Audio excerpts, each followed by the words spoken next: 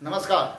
आप सभी पैक्स प्रबंधक एवं पैक्स अध्यक्षगण को सूचित करना है कि हम सभी यह जानते हैं कि सेवा सत नियमावली जो लागू हुई है उसमें पैक्स अध्यक्ष, पैक्स प्रबंधक एवं प्रबंधकारिणी के सदस्य के जो सगे संबंधी परिवार वाला जो मामला है उसके आलोक में कई जिलों में ऐसा पाया जा रहा है कि लोग जो जानते हैं कि पैक्स प्रबंधक, पैक्स अध्यक्ष एवं प्रबंधकारिणी के सदस्य एक परिवार के नहीं रह सकते हैं। ऐसी स्थिति में जिलों में जिला लोक शिकायत निवारण केंद्र होता है, अनुमंडल लोक शिकायत निवारण केंद्र होता है। इस संदर्भ में ही मधुबनी जिला में एक मामला आया है जिसमें पैक्स प्रबंधक पति हैं और पैक्स अध्यक्ष पत्नी हैं। इस स्थिति में उनके विरोधी के द्वारा जिला लोक शिकायत निवारण केंद्र में परिवाद दायर किया गया है। उक्त परिवाद के आलोक में ही जिला सहकारिता पदाधिकारी मधुबनी एवं उक्त से संबंधित प्रखंड सहकारिता प्रसार पदाधिकारी के द्वारा पैक्स अध्यक्ष एवं पैक्स प्रबंधक के लिए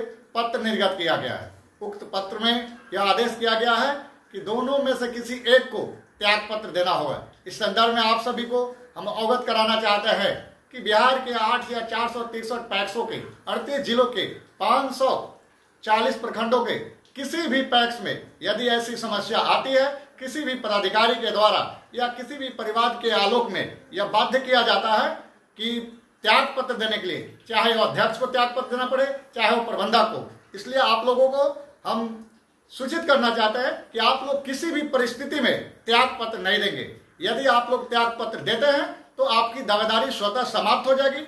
न तो आप हाईकोर्ट में जा सकते हैं, न रजिस्ट्रार कोर्ट में जा सकते हैं। इसलिए आप लोगों से विनम्र निवेदन है कि आप लोग किसी भी परिस्थिति में न पैक्स अध्यक्ष त्याग पत्र देंगे, न ही पैक्स प्रबंधक त्याग पत्र देंगे और न ही पैक्स कार्यकारिणी के जो सदस्य हैं वो त्याग पत्र देंगे। कोई भी व्यक्ति यदि अपने स्वेच्छा से त्याग पत्र देता है तो उसकी जो दावेदारी है वह स्वतः खत्म हो जाती है। इसलिए आप लोग कभी भी परेशान होकर, दबाव में आकर, किसी पदाधिकारी के दबाव में आकर भी आप लोगों को त्याग पत्र नहीं देना है। आज हमारी बात मधुबनी जिला का जो मामला था, विश्व साहब से हमारी बात हुई है। उनसे हमने बोला कि आप बेशक आप चाहें तो कार्रवाई कर सकते हैं। न तो अध्यक्ष महोदया जो हैं वो त्याग पत्र देंगी, न ही उनके पति जो प्रबंधक है वो त्याग पत्र देंगे। और इस परिस्थिति में होगा ये कि बीसीओ या डीसीओ के द्वारा या तो पैक्स अध्यक्ष पर कार्रवाई की जाएगी या तो पैक्स प्रबंधक पर कार्रवाई की जाएगी। और जब भी अध्यक्ष या प्रबंधक पर कार्रवाई की जाएगी तो आपकी दावेदारी बनी रहेगी। निश्चित तौर पर हम लोग हाईकोर्ट में जाकर उस दावेदारी के आलोक में और नियमानुकूल हम लोग जीत लेंगे।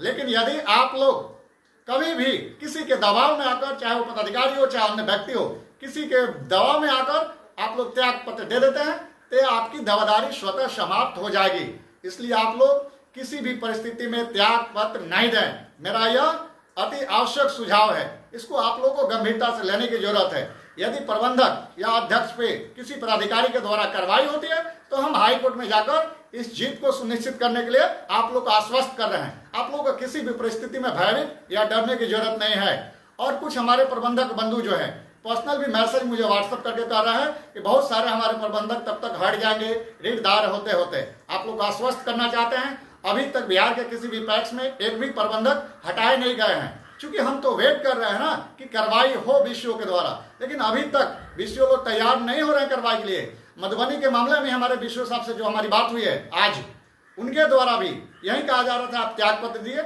हमने उनको सारी बातें बताया।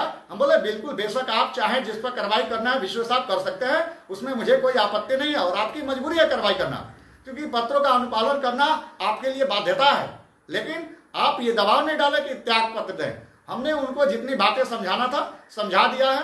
इसलिए आप लोग से भी निवेदन है आप लोग किसी भी परिस्थिति में त्याग पत्र नहीं दें। क्योंकि हम हाईकोर्ट में जा रहे हैं और हाईकोर्ट से हम ऑर्डर लेकर आएंगे। उसके आलोक में जो लोग, जिन लोगों पे भी कार्रवाई हुई वे स्वतः फिर प्रबंधक बनेंगे, या जो अध्यक्ष पर भी कार्रवाई होगी वे स्वतः फिर अध्यक्ष बनेंगे। इसलिए कहीं घबराने की जरूरत नहीं है। हम लोग तो इंतजार कर रहे हैं, हम लोग वेट कर रहे हैं किसी एक भी प्रबंधक पर कार्रवाई हो तो, या किसी एक भी अध्यक्ष पर कार्रवाई हो तो तभी तो हम लोग कोर्ट मूव करेंगे।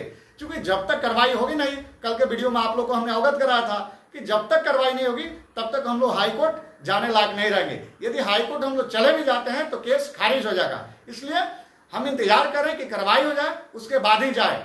हम अपने विश्व साहब से भी लगातार संपर्क में हैं कि आप हम पर कार्रवाई करिए, वो भी कार्रवाई करने की स्थिति में नहीं है। लेकिन आप लोग आश्वस्त रहिए, 2-3 दिन के अंदर में हम प्रयासरत हैं कि किसी न किसी मामले में, किसी न किसी पैक्स में कार्रवाई हो, और निश्चित तौर पर हम लोग हाईकोर्ट में जा रहे हैं। इसलिए घबराना नहीं है कि लोगों पे कार्रवाई हो रही है, हम तो कार्रवाई का वेट कर रहे हैं, इंतजार कर रहे हैं, क्योंकि जैसे ही कार्रवाई हो हम कोर्ट में मूव करें।